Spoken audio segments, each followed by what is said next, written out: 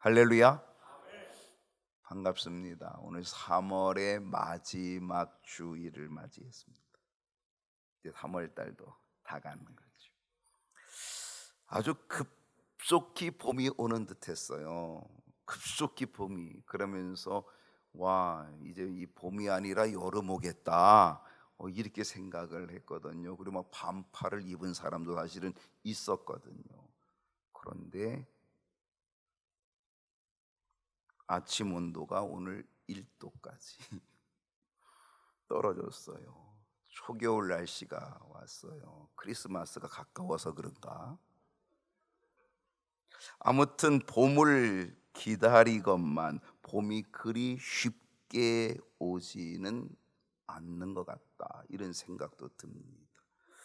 그럼에도 불구하고 우리가 기다리면 봄은 오게 될 줄로 믿습니다. 여러분, 우리 주님 보면요, 우리 주님도 다시 오심을 우리가 기다리면서 우리의 믿음을 지켜가는데, 아유, 우리 주님이 이렇게 더디 오셔, 아유, 혹시 안 오시는 것 아니야, 이렇게도 보일 수 있을런지 모르지만, 여러분, 믿음으로 기다리면 주님은 약속하신 대로, 말씀하신 대로 반드시 우리에게 오실 줄로 믿습니다. 요즘 국내외로 아주 굉장한 소식들의 뉴스거리가 엄청 많이 있습니다. 국내적으로는 경북 의성에서 발화되어졌던 이 산불, 야고보 기자가 얘기한 게 정말 그대로예요. 작은 불씨가 큰 산을 다 태운다 그랬는데, 작은 불씨가, 아니, 그 작은 불씨가 어마어마한 산을 태웠다. 울진에 있는 사람들이 깜짝 놀란 거예요. 그 산불이 100km를 넘어와서 우리한테 올 줄은 상상조차 못했다는 거예요. 여러분, 100km면 얼마나 멀어요? 산불이 산을 타고 와가지고 100km가 넘도록 와가지고 그냥 자기 동네를 다 집어삼킨 거잖아요. 너무 안타까운 일. 수십 명이 죽고 수천 명의 이재민이 발생하고 정말 국가 비상사태가 되었죠. 그뿐입니까? 국제적으로는 전쟁의 소식, 지진 소식 계속 들려오죠. 미얀마에서 7.7 지진이 일어나서 태국에 있는 고층 빌딩을 짓던 그것이 와르륵 태국인데 무너졌어요. 딴 나라에게. 그러니 미얀마에서는 얼마나 많이 무너졌을까? 뭐 1000명 이상의 사상자라고 얘기하는데, 어떤 보도에서는 10,000명 이상도 날 수 있다, 지금 그러한 보도가 지금 나고 있거든요. 안타까운 소식이 계속 접해지면서 정말 우리의 마음이 무거워지는데, 한편으로는요, 이런 생각이 드는 거예요. 주님께서 말씀해 주신 마지막 때의 징조, 이런 생각이 얼뜻 드는 거예요.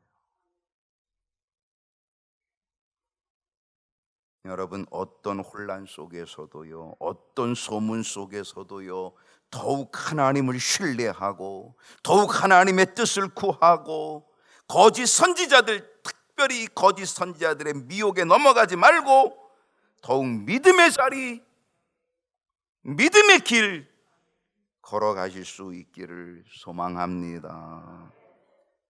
사순절에 주님의 십자가 단단히 붙잡고, 주님의 십자가 힘차게 붙잡고 달려나가는 저와 여러분 될 수 있기를 소원합니다. 옆 사람하고 인사할까요? 잘 오셨습니다. 큰 은혜 받읍시다. 오늘 설교 때는 핸드폰 안 올릴까 모르겠네요. 예배 때는 핸드폰 꺼주시면 좀 좋겠습니다. 잠깐만 꺼주시면, 1시간만 꺼주면 될 것 같은데, 네. 뭐 아주 좋은 타이밍에 또 벨이 울리면 제가 또 괜찮겠지만, 그렇지 않으면은 저도 힘들 수 있으니까 핸드폰은 예배 때는 꺼주시면 좋겠다, 이렇게 생각을 합니다. 네. 네, 오늘 사순절 제4주를 맞이하게 되었고요. 우리 달력에서는 3월의 마지막 주일을 맞이했습니다. 오늘 함께 나눌 말씀의 제목은 똑같습니다. 예수님께서 하신 일. 오늘 몇 번째냐면 14번째 시간입니다. 우리는 예수님께서 하신 일 중에 요즘 가르치심에 대한 이야기를 합니다. 예수님이 가르쳐 주셨다는 거죠. 그 가르치심이 마태복음에서 뭘 가르쳐 주셨느냐 하면 산상수훈을 가르쳐 주셨고, 그 산상수훈의 첫 번째가 팔복. 복이잖아요. 좋잖아요. 팔복, 이 8가지의 복을 우리에게 가르쳐 주셔서 우리가 요즘 지금 살펴보고 있는 것이 예수님의 팔복을 지금 살펴보고 있습니다. 무엇이었죠? 팔복이? 그 첫 번째 복은 마태복음 5장 3절에 심령이 가난한 자는 복이 있다. 우리의 심령이 가난하면 하나님께서는 천국으로 채워주신다 라고 하는 복이에요. 두 번째 복은 4절이었거든요. 애통하는 자가 복이 있다는 거예요. 여러분, 우리가 지금 애통하면 나중에 웃는 자가 되는 거예요. 근데 지금 웃고 즐기면 결국 마지막에 애통하는 자가 되면 그거는 정말 비참한 일이에요. 애통하는 자가 복이 있어요. 지금 애통하면 그 애통은 나의 갈 길이 열려요. 하나님이 이끌어 주셔요. 위로를 주시고 소망을 주셔요. 지금 애통하는 것이 복이라는 거죠. 세 번째 복은 5절이었죠. 온유한 자는 복이 있나니. 제가 팔복 중에도 좋아하는 복이 세 번째 복이거든요. 온유한 자는 복이 있다. 뭘 얻어요? 땅을 기업으로 얻을 것이며. 온유함으로 땅을 기업으로 얻는 은혜가 있기를 축복합니다.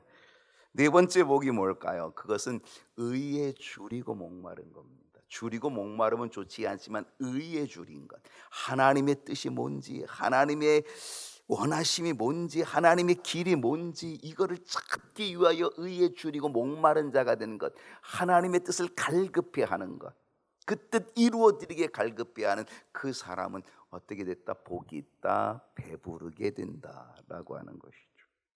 다섯 번째 복은 7절이었습니다. 긍휼히 여기는 자는 복이 있다 그랬습니다. 여러분, 우리가 긍휼히 여기는 거 쉽지 않아요. 근데요, 우리가 좀 긍휼히 여겨주면 하나님이 나를 긍휼히 여겨주시는데 그거는 땡 잡는 거예요. 나는 조금 긍휼히 여겨주지만 하나님이 나를 엄청나게 긍휼히 여겨주시거든요. 결코 손해볼 일이 없다는 거죠. 여섯 번째 복은 우리가 지난주에 보았던 거예요. 8절의 말씀에 마음이 청결한 자는 복이 있다. 여러분, 이 마음이 청결하다는 건 두 가지라 그랬어요. 깨끗하다. 그리고 또 하나는 뭐라 그랬어요? 순수하다. 지난주 거니까 기억할 리가 없죠, 그죠?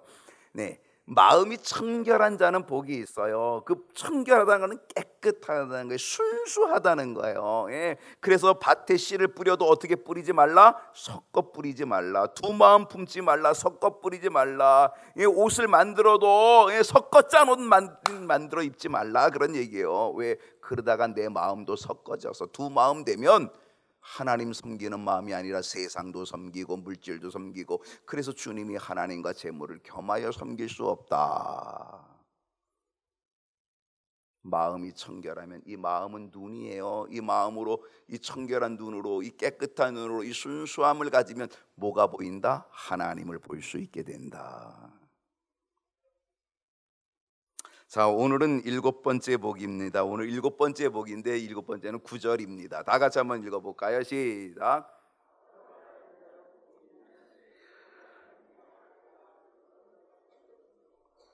오늘의 복은 7번째인데 그 복은 뭐다? 화평하게 하는 자의 복입니다. 여러분은 어때요? 화평하게 합니까? 아니면 좀 불평하게 하든지, 아니면은 갈라지게 하든지. 참 이상해요. 어떤 사람은요, 어떤 이렇게 그룹에 들어가면 와, 그 사람 때문에 막 그거 잘 모여. 그 사람 때문에 아주 뭔가 잘 돼.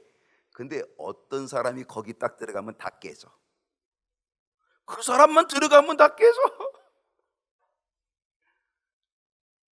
여러분 정말 이 말씀 꼭 기억하십시오. 화평하게 하는 자. 나는 어딘가에 들어가면, 난 어딘가에 소속되면 나 때문에 화평해지는가, 아니면 나 때문에 불편해지는가, 나 때문에 깨지는가 좀 보시라고요. 화평하게 하는 자가 복이 있나니 그들이 뭐가 된다? 하나님의 아들이 된다. 아들이라고 인정된다. 아들이라고 불리워진다. 아들이라고 여겨주신다. 할렐루야. 여기서 화평하게 한다라고 하는 이 7번째의 복은요, 단순히 평화, 화평을 원하는 사람 이거를 말하는 게 아니에요. 여기서 화평하게 하는 자는 하는 거예요.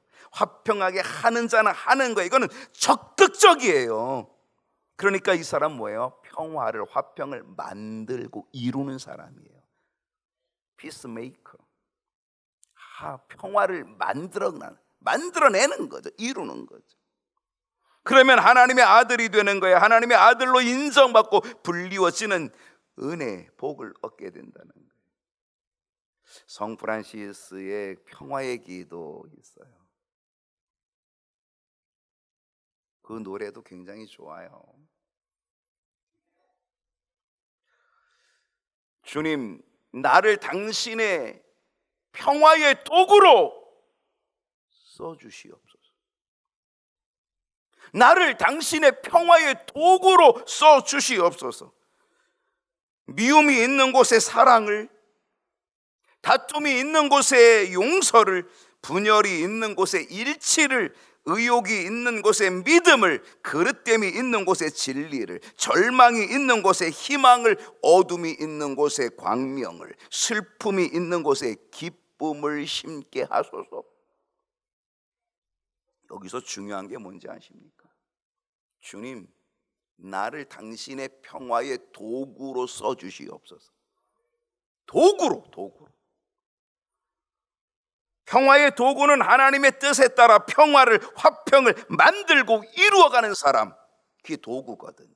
하나님, 내가 그 도구로 쓰임받기를 원합니다. 우리 모두 다 주님께서 말씀하신 이 7번째의 복을 이루어야 될 줄로 믿습니다. 그게 뭐냐? 화평하게 하는 자. 이제 여러분이 들어가기만 하면 거기가 화평해지도록. 할렐루야. 여러분이 들어가서 깨지지 말고 여러분이 들어가면 화평하게 되는 것, 그게 복이에요. 여기서의 화평이라는 건요, 단순히 다툼, 싸움 없는 것, 이것을 말하는 것이 아니라 주님께서 말씀하시는 이 화평은요, 하나님과의 관계가 온전히 회복돼요. 무슨 관계? 하나님과의 관계가 온전히 회복돼요. 그 관계가 회복됨으로 인하여 이웃과의 관계도 아름답게 회복되고 아름다운 조화를 이루어내는 것, 이게 화평하게 되는 거예요. 여러분, 성경에서 화평하게 하는 자의 대표적인 인물을 찾으면 누구를 말할 수 있을 것 같아요? 막 지금 머리를 굴리고 있어요. 지금 누구지? 화평하게 하는 사람들이 있긴 한데요, 근데 진짜 아주 성경에서 대표적으로 화평하게 하는 대표적 인물이 있다면 그분은 예수님이에요. 예수님. 이사야 9장 6절을 보게 되면, 이는 한 아기가 우리에게 낳고, 한 아기, 누구예요? 이 아기가 이제 이 땅에 아기 예수님으로 탄생할 바로 그 메시아를 얘기하는 거죠. 하나님의 아들로 이 땅에 오실, 말씀이 육신이 되어 이 땅에 오실 한 아기가 우리에게 낳고 한 아들을 우리에게 주신 바 되었는데, 그 아기, 그 예수님, 이 땅에 오실 구원자 예수님, 그 어깨에는 정사가 메었고 그 이름은 기묘자고 모사고 전능하신 하나님이고 영존하신 아버지이신데, 마지막 뭐라 그랬어요? 그분은 평강의, 할렐루야, 예수님 이 땅에 오시기로 약속되고 예언된 거예요. 이건 이사야 선지자가 예수님을 예언한 거예요. 이 땅에 오실 그리스도를 예언한 거예요. 근데 그 주님이 아기로 이 땅에 오시는데 그분은 어떤 분이다? 평강의 왕. 왕인데 무슨 왕? 평강. 그러니까 평강의 왕이니까 평강에서 최고잖아요. 그러니까 평강을 이루실 분은 예수님 외에 누가 있겠어요? 예수님보다 더할 분이 누가 있겠어요? 예수님이 최고의 모델이시죠. 평강의 왕이시니까. 예수님은 이 땅에 이사야 선지자로 예언대로 평강의 왕으로 오셨습니다. 그리고 이 평강의 왕으로 오신 이 예수님은요, 이 땅에서 선언하십니다. 선포하십니다. 뭘 선포하셨어요? 바로 평강을 선포하셨습니다. 왜? 평강의 왕으로 오셨으니까 평강을 선포하는 거죠. 요한복음 14장 27절을 보게 되면은요, 평안을 너에게 끼치노니, 평강을 너에게 끼치노니, 평화를 너에게 끼치노니, 곧 나의 평안을, 나의 평강을, 나의 평화를 너희에게 주노라. 내가 너희에게 주는 것은 세상이 주는 것 같지 아니하리라. 너희는 마음에 근심도 하지 말고 두려워하지도 말라. 오늘 여러분, 주님이 평강의 왕으로 오셔서 선포하신 이 말씀이, 주님이 선포한 이 평화가 여러분 안에 가득하기를 축복합니다. 그 평화가 여러분에게 있으면 내 마음의 근심도 두려움도 다 사라지게 되는 거죠. 없어지게 되는 거죠.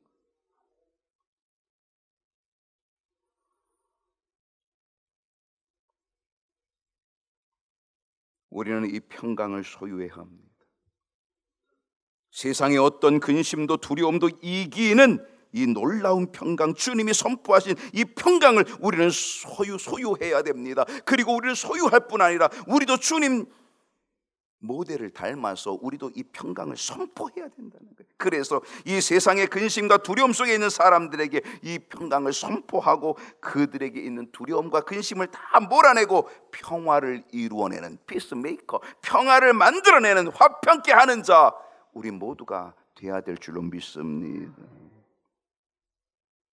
그렇다면 예수님은요, 무엇으로 이 화평을 이루어 가셨을까요? 무엇으로 화평을 이루어 가셨을까요?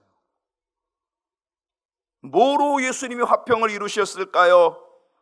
평강의 왕으로 오시고 내가 너에게 평안을 끼치노니 이렇게 말씀하시고 내가 너에게 평안을 준다 이렇게 하셨는데, 주님은 뭐로 주셨을까요? 뭐로 이걸 만들고 뭐로 주셨을까요? 에베소 2장 14절을 보니까요, 그는 우리의 뭐라 그랬어요? 화평이시냐. 그는 누구예요? 주님이세요. 예수님이세요. 예수님은 우리의 뭐가 되신다? 화평이신지라. 주님은 화평으로 오셨습니다. 화평을 주십니다. 그는 우리의 화평이신지라. 둘로 하나를 만드사. 여러분, 화평은 뭐예요? 둘을 하나로 만드는 거예요. 원수된 것. 여러분, 둘로 나눠졌다는 건 뭐예요? 원수됐다는 거예요. 원수. 이 둘로 나눠진 원수된 것, 그 중간에 막힌 담을 헐어버리셨대요. 뭐로 헐어버리셨어요? 자기 육체로 헐어버리신 거예요.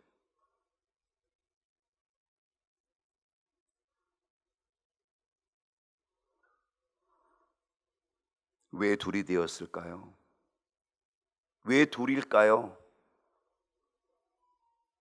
그것은 갈라져서 그래요. 갈라지면 둘이 돼요.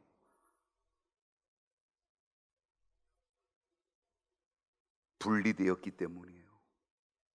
떨어졌기 때문이에요. 멀어졌기 때문이에요. 쪼개졌기 때문이에요. 그 둘이 된 거예요. 원래 하나였거든요. 하나였는데 깨진 거예요. 쪼개진 거예요. 갈라진 거예요. 멀어진 거예요. 나눠진 거예요. 그 둘이 된 거예요. 이게 뭘 의미하는지 아세요? 하나님과 우리의 사이를 얘기하는 거예요. 하나님과 우리의 관계를 얘기하는 거예요. 우리는 본래 하나님의 형상으로 창조되었어요. 뭐로 창조됐다고요? 하나님의 형상으로. 그러니까 우리는 뭘 닮은 거예요? 누구 닮았어요? 하나님 닮았어요. 여러분, 송아지 노래 알아요? 송아지 송아지 얼룩송아지 엄마 소도 얼룩소. 그다음에 뭐예요? 엄마 닮았네. 엄마가 닮은 내가 아니고 엄마 닮았네.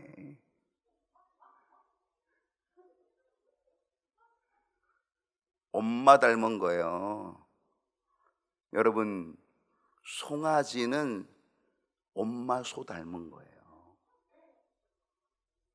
우리는 하나님의 형상으로 창조됐어요. 하나님의 형상으로. 그럼 우리 누구 닮았어요? 하나님 닮은 거죠. 여러분, 하나님의 아들이 된다라고 하는 것. 주님이 말씀하시는 화평케 하는 자가 복이 있다. 그는 하나님의 아들이 된다. 이 하나님의 아들이 된다라고 하는 이 말은 뭐냐면 바로 이 하나님의 성품을 닮았다는 거예요. 하나님의 성품. 하나님의 성품을 닮으면 되는 거예요. 그게 화평케 하는 자의 복이거든요. 회복이죠. 여러분, 이처럼 우리는요 하나님의 형상으로 창조되어서 하나님과 한 몸, 하나 된 존재들이에요.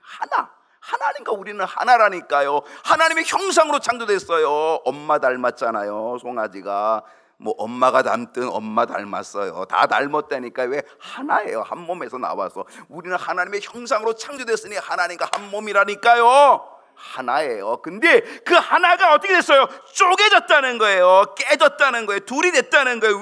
왜 깨진 거예요? 뭐 때문에? 죄 때문에. 죄 때문에 깨진 거예요. 하나님을 떠난 불순종, 내 맘대로 사는 불신앙의 죄로 인하여 하나님과 분리되고 떨어지고 멀어지고 쪼개지고 깨져서 둘이 됐다니까요. 원수 됐어요. 원수. 하나님과 우리가 원수 됐다니까요. 죄 때문에. 그런데 우리 주님께서 이 쪼개진 것, 이 원수된 하나님과 우리가 원수된 이 쪼개진 것을 우리 주님이 어떻게 하셨다고요? 하나로 만들어 주셨다는 거예요. 하나로. 할렐루야. 하나로 만들어 주셨다는 거예요. 중간에 막힌 담을 자기 육체로 헐어버리시고 화평을 이루어 주신 분이 우리 주님이신 줄로 믿습니다. 마태복음 27장 51절을 보면요, 이에 성소 휘장이 위로부터 아래까지 찢어졌대요. 성소 휘장은요, 성소와 지성소를 갈라놓은 거예요. 둘로 갈라놨다니까요. 그게 성소 휘장이에요. 근데 예수님이 십자가에서 못 박혀 죽으실 때에 그 보혈을요, 그 피 흘려 죽으시는 순간에 그 성소 휘장이 위로부터 아래로 찢어졌다는 거예요.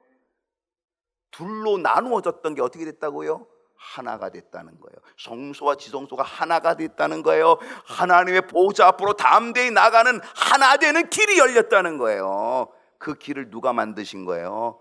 주님께서 당신의 육체로 죽으심으로, 그 몸으로, 육체로 그 담을 헐어버리신 거예요. 휘장을 찢어버리신 거예요. 하나 되게 하시려고. 로마서 5장 1절을 보겠습니다. 그러므로 우리가 믿음으로 의롭다함을 받았으니. 여러분, 우리 주님이 찢어놓으신 이것, 그래서 이 성소의 휘장을 찢어놔서 성소와 지성소가 하나가 되고, 그리고 갈라진 것이 연결되어지는 역사, 이 하나됨의 역사, 원수되었던 그 길을, 통로를 내시고 하나 되는 역사, 이거를 우리가 믿음으로 우리는 의롭다함을 받아서, 그걸 믿기만 하면 의롭다함을 받아서 우리 주 예수 그리스도로 말미암아 하나님과 뭐를 누리자? 화평을 누리자. 원수로 갈라졌는데 우리 주님이 화평을 누릴 수 있도록 길을 만들어 주신 줄로 믿습니다. 그래서 평화의 왕이에요.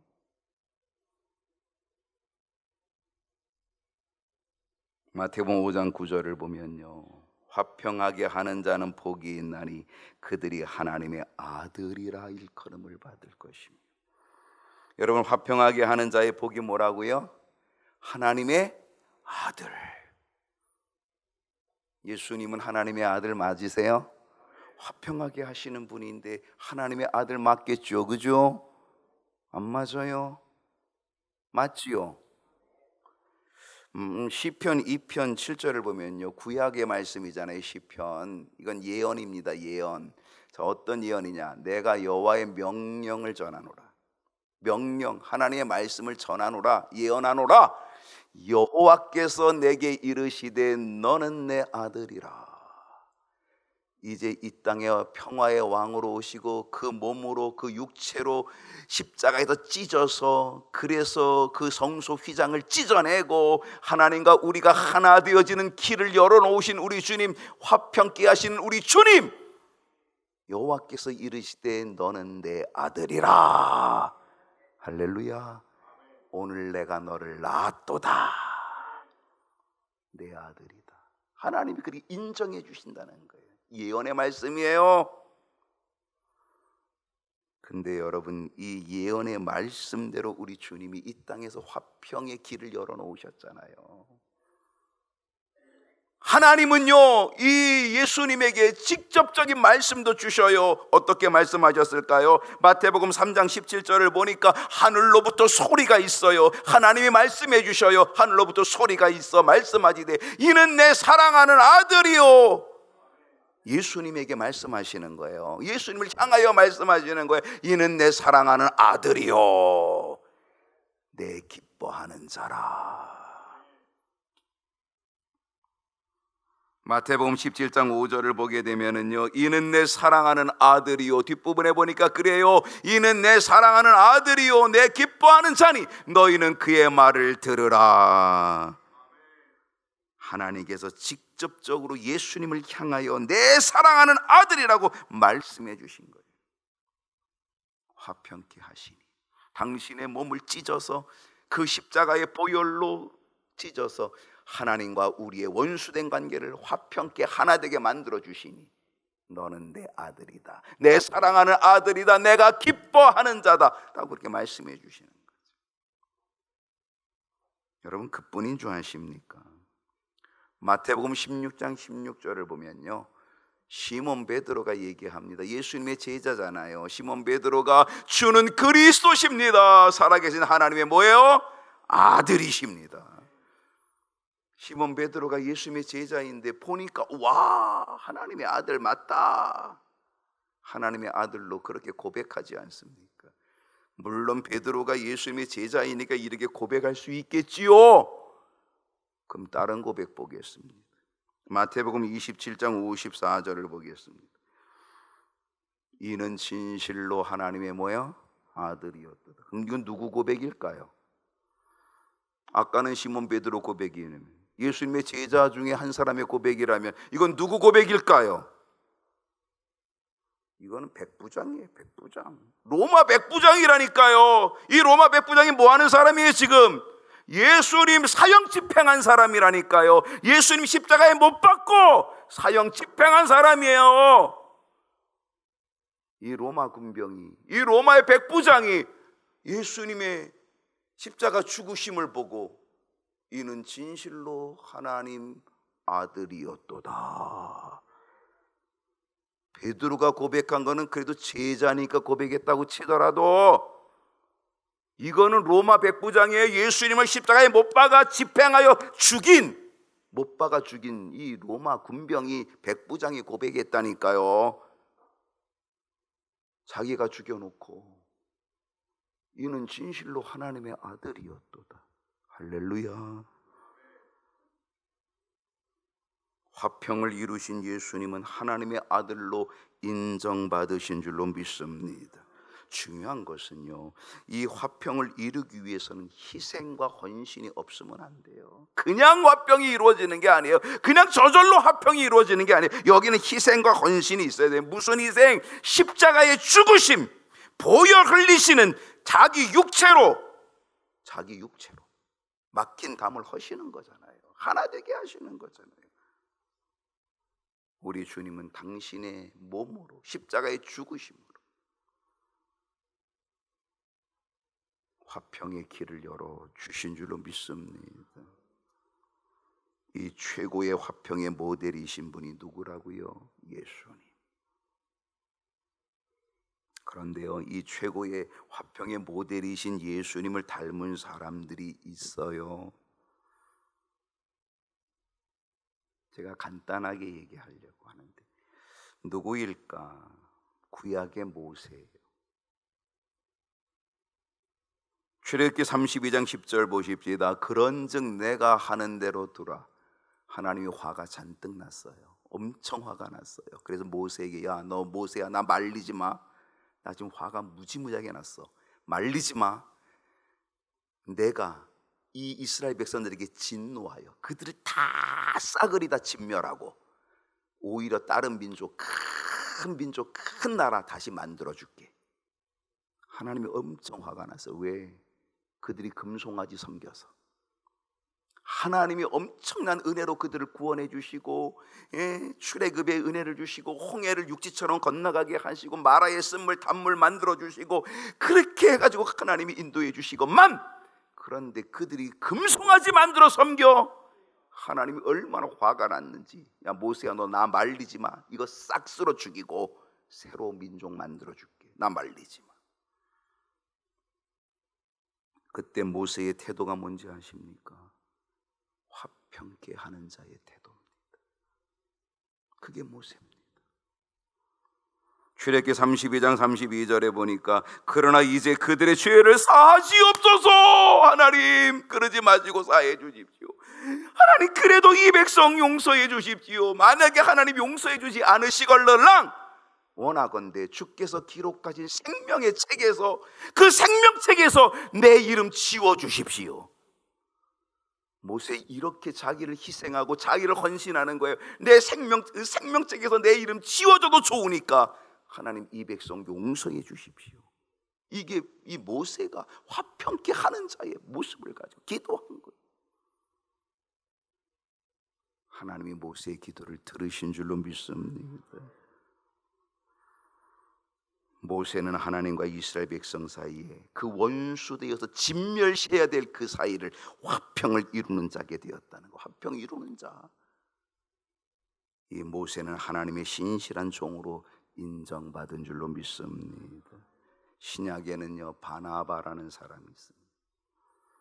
사도행전 9장 26절을 보니까 사울이 예루살렘에서 제자들을 사귀고자 하나 다 두려워하여 그가 제자됨을 믿지 아니하였다. 사울이 다메섹에서 변화를 받고 예수님 믿고 새로워졌는데 아무도 믿어주지 않아요. 그때에 27절에 보니까 바나바가 이 바울을 데리고 사도들 앞에 갑니다. 그리고 그가 이 다메섹 도상에서 어떻게 주님을 보았고 만났는지, 주께서 그에게 무슨 말씀을 주셨는지, 그가 이 다메섹에서 회심하고 이제 다메섹에서 어떻게 주님을 증거하고 전도했는지, 이거를 담대히 증거해 준 사람이 누구였다? 바나바였다. 바나바가 없었다면 바울이 없어요. 바울이라는 위대한 인물이 나올 수 있었던 것은요 바나바가 있었기 때문에, 바나바가 그 중간의 역할에 화평케 하는 자가 되었기 때문에 이 바울이, 위대한 바울이 나타나게 된 줄로 믿습니다. 사도행전 4장 36절을 봅니다. 구브로에서 난 레위족 사람이 있으니 그 이름은 누구다? 요셉이라. 사도들이 일컬어 뭐라 그러더라? 바나바라. 바나바는 번역하면 무슨 아들? 위로의 아들. 바나바는 위로의 아들로 불리워졌다는 거죠. 인정받았다는 거죠. 사순절 평화를 이루고 화평을 이루는 자가 되기를 축복합니다. 여러분의 가정에서 화평을 이루시기 바라고, 여러분의 직장에서 화평을 이루시기를 바라고, 교회에서 화평을 이루는 자가 되기를 바라고, 내가 있는 자리 어디서든지 나 자신을 희생하고 헌신하면서 화평을 이루는 자가 되어서 우리 모두 다 하나님의 아들로 인정받는 복 다 받을 수 있기를 축원합니다.